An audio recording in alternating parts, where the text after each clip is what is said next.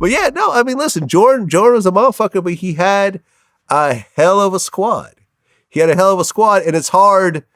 I mean, listen, if you take Michael Jackson out of the Jackson 5, there's probably some astounding singers in that group. Yeah. That if they had actually if they were if it was up to them to hold that group together, you could have seen some phenomenal work. But it wouldn't ever risen that high. But you got Michael Jackson with you. Yeah. So everyone just has to take a step back and be a background singer. It doesn't even, like, to me, people get mad. Kobe Bryant's the greatest basketball player I've ever seen. Yeah. And I'm a Laker fan.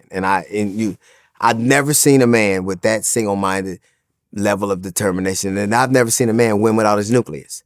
He said, I can win without Shaq, and did it. He did it. Like, I've never seen Magic Johnson win without Kareem. I didn't see Bird win without Parrish and McHale. Yep. I didn't see Jordan win without Now LeBron has won without, but Kobe Bryant won 2 championships in a row without another first ballot Hall of Famer winner. Yeah, he didn't have a super team around him. He didn't have one. Name me LeBron one. Always has. Except for the Cavaliers. Okay, but yeah. Kyrie Irving could make it could be a first ballot Hall of Famer eventually.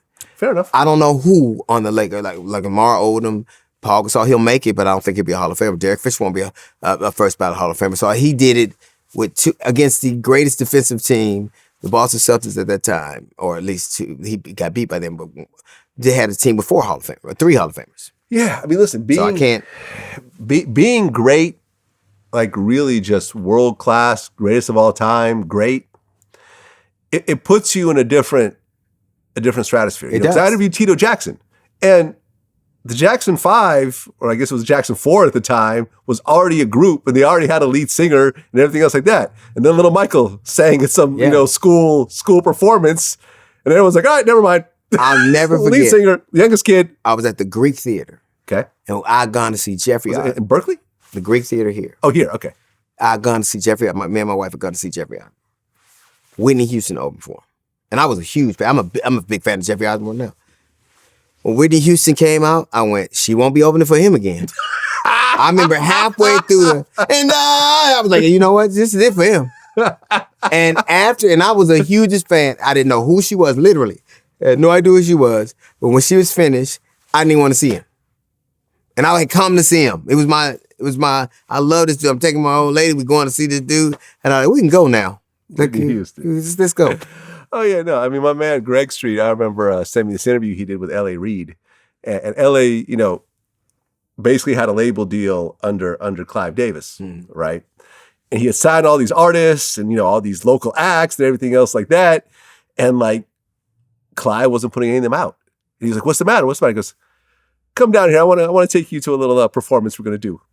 And he brought out Whitney Houston. He goes, see? This is what we put out. That's why. He goes, oh, I get it. Right. I need to sign better artists. This is who I'm competing against.